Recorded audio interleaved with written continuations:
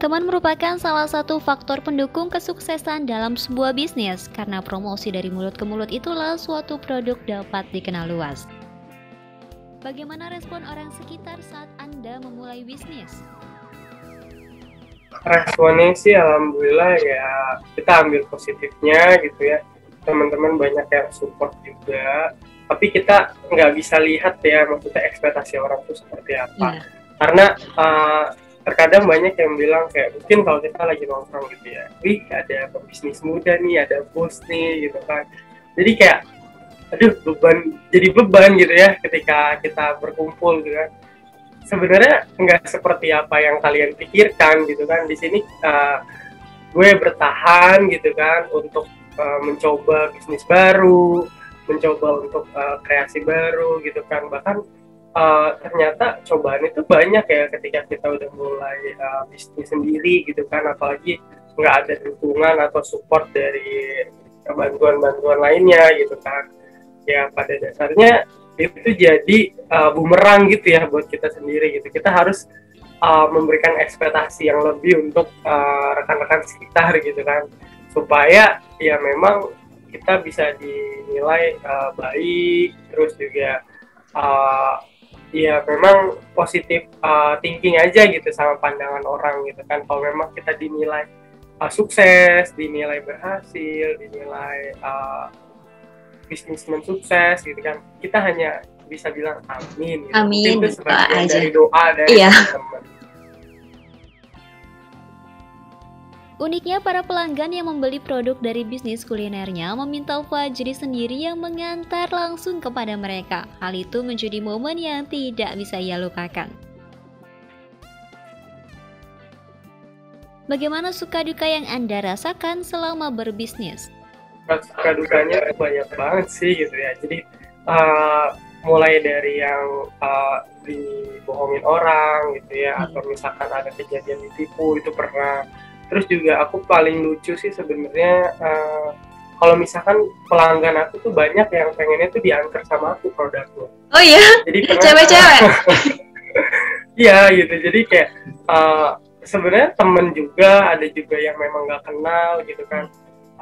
Jadi dia tuh pengen produk kalau misalkan beli aku yang nganter, kalau nggak aku yang nganter nggak mau. Terus kayak banyak yang tiba-tiba secret number gitu kan, yang ngajak kenalan dan lain-lain gitu kan. Terus kalau dukanya selain itu juga ada kayak aku kan produk aku semacam frozen food gitu kan, atau misalkan kejadian aku pernah bawa produk aku di motor, karena kan aku belum punya mobil ya buat bawa-bawa produk gitu kan. Akhirnya banyak yang makanannya tumpah, itu pernah kejadian gitu kan. Rugi dong ya? Terus iya bisa dibilang rugi sih gitu kan, karena produk kita harus nggak bisa dijual lagi gitu karena udah packagingnya nggak rapi dan lain-lain. Terus yang namanya aku kalau kuliah gitu ya, di belakang aku di motor dipasang box gitu kan, itu isinya makanan semua. Di depan aku isinya makanan semua sama baju-baju kosan gitu kan, di tas, laptop, buku dan lain-lain. Jadi kayak aku tuh kalau balik ke kosan itu ya kayak orang mudik gitu kan, semua barang dibawa gitu kan. Ya kejadian pernah waktu itu ketika aku mau apa ya namanya, aku beli kulkas waktu itu, kejadian kebanjiran dan lain-lain. Itu suka dukanya ada sih gitu, pasti kita ngalamin yang namanya ketika usaha ada aja cobaan sekecil apapun gitu, mulai dari orang yang nggak suka, mulai orang yang mungkin di komen ya, aku pernah ya sebenarnya gregetan sih gitu kan, tapi aku orangnya karena bodo amatan gitu ya, jadi ya udahlah gitu, dengerin aja. Jadi aku kan di jualan di toko itu mungkin bisa dibilang bahan-bahannya memang bahan pilihan gitu kan. Aku sempat ditanya gitu kan, ini beli harga pisang berapa gitu kan, aku bilang 25 atau sekian, 30.000 gitu kan. Ya ada yang nyinyir gitu kan, kayak ih mahal banget, kalau saya mah beli di sini segini loh harganya, bisa segini gitu kan, mulutnya sambil miring-miring gitu. Terus kayak ada yang komen kayak beli alat ini di mana gitu kan, aku bilang di sini gitu kan, harganya segini gitu kan. Terus dia bilang kok mahal banget sih gitu kan, beli aja yang murah bla bla bla bla bla. Jadi kayak sebenarnya banyak banget cobaan sih ketika kita mulai usaha gitu, bukan dari eksternal juga, bahkan dari kita sendiri gitu kan, kayak apalagi yang masih kuliah juga, ngatur waktunya gitu kan, ngatur semuanya. Jadi pasti cobaan itu suka dukanya dari mana aja sih kalau menurut aku. Bagaimana Anda melihat persaingan dalam bisnis? Kalau persaingan sih pasti banyak banget ya gitu ya. Kadang banyak orang yang sirik juga, padahal jualan kita tuh beda gitu kan ya.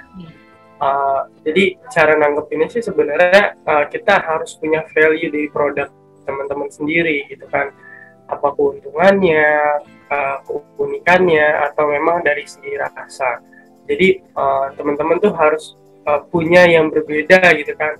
Misalkan kayak aku jualan cilok gitu kan. Cilok aku itu saingannya banyak, abang-abang gerobak di pinggir jalan, di depan sekolah, di depan rumah sakit dan lain-lain. Tapi apa yang bikin value ini berbeda gitu kan? Dari segi bahannya yang bisa dibilang digunakan dengan bahan yang premium, kualitas yang baik, packaging yang baik, gitu kan, produksi yang higienis. Nah, itu menjadi satu penilaian yang bisa kita jual dalam produk kita. Jadi persaingan itu bisa dibilang lebih menipis gitu kan, yang biasanya tukang cilok ada ribuan di suatu daerah, dengan kita ngubah sedikit, kita bedakan sedikit gitu kan, semakin menyisir juga untuk meminimalisir kesamaan dari saingan kita kayak gitu. Di mana lokasi bisnis Tengil Snack?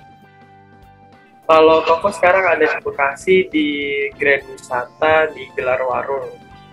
Kalau buat teman-teman yang mau pesan untuk dari frozen food, Tengil Snack, atau misalkan snack-snack lainnya kayak ada opak gitu ya, itu bisa melalui Instagram @tengilsnack, atau bisa di nomor WhatsApp juga, nanti di Instagram juga ada tertera. Terus kalau misalkan emang teman-teman mau sambil nongkrong, sambil rapat gitu kan, tempat nongkrong, sambil ada live musik juga gitu ya, kalau nggak ada pandemi kita ada live musik juga kan gitu kan. Itu bisa di Grand Wisata Bekasi, tepatnya di Gelar Warung. Apa rencana Anda ke depan? Pasti rencananya udah banyak sebenarnya itu untuk buka-buka tempat. Bahkan waktu sebelum pandemi, bulan Maret aku niat mau buka cabang lagi gitu ya di akhir Maret. Tapi ternyata di pertengahan Maret kita udah terserang pandemi, dan aku waktu itu sempat tutup sekitar 3 bulan lebih lah ya, hampir 4 bulan. Terus pemulihan lagi, dan sekarang tutup lagi. Jadi pandemi ini luar biasa sih cobaannya. Apa pesan Anda untuk kaum muda yang ingin mulai berbisnis?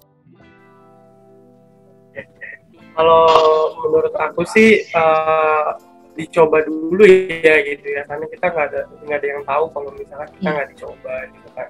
Jadi apapun teman-teman mungkin yang punya ide bisnis, yang punya jalan, gue suka cupang nih misalkan, gue mau coba bisnis cupang, jualan gitu kan, yang awalnya jualannya murah, entar semakin punya nama semakin mahal. Atau misalkan teman-teman kalau emang nggak punya modal, mau jadi reseller dulu, gak apa-apa, dicoba aja, karena dari situ banyak belajar lah, menentukan harga, men-service customer dan lain-lain. Jadi kalau menurut aku sih pesan buat teman-teman millennials, di sini teman-teman masih muda, masih punya banyak jatah untuk salah.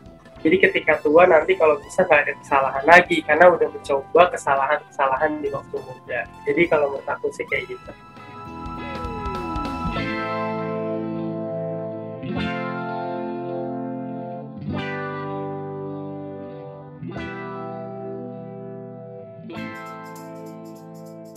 Nah pemirsa, semoga kisah tadi dapat menjadi inspirasi dan motivasi bagi Anda kaum muda yang ingin mulai berbisnis.